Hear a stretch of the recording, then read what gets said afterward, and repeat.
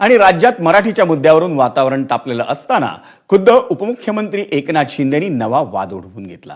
खरं तर कोणत्याही भाषणाचा शेवट करताना जय हिंद जय महाराष्ट्र असं म्हणण्याची महाराष्ट्रातल्या वक्त्यांची परंपरा आहे। पण पुण्यातल्या एका कार्यक्रमात केंद्रीय गृहमंत्री अमित शाह यांच्या साक्षीनं बोलताना एकनाथ शिंदेनी आपल्या भाषणाच्या समारोपाला जय हिंद जय महाराष्ट्राच्या जोडीला जय गुजरातचीही घोषणा दिली। पुण्यातल्या कोंढवा कन्व्हेन्शन सेंटरमधील या कार्यक्रमात एकनाथ शिंदेनी अमित शाह यांच्यावर नेहमीप्रमाणे स्तुतीसुमनं उधळली आणि त्यानंतर भाषणाच्या समारोपाला त्यांनी जय गुजरात असं म्हटल्यानं नव्या वादाला तोंड फुटलं।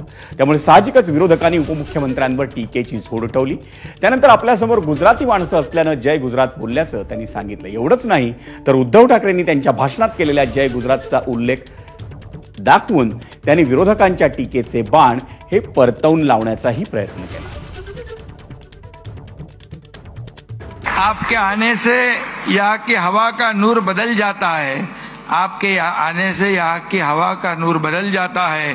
आपके नाम से हर शख्स आदब से झुक जाता है। धन्यवाद। जय हिंद जय महाराष्ट्र जय गुजरात।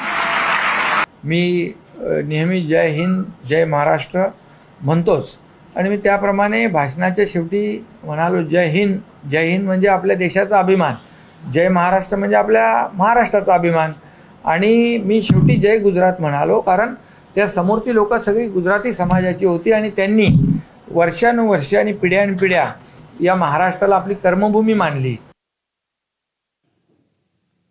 आणि एकनाथ शिंदेनी केलेल्या वक्तव्यानंतर चौफेर टीका होत असताना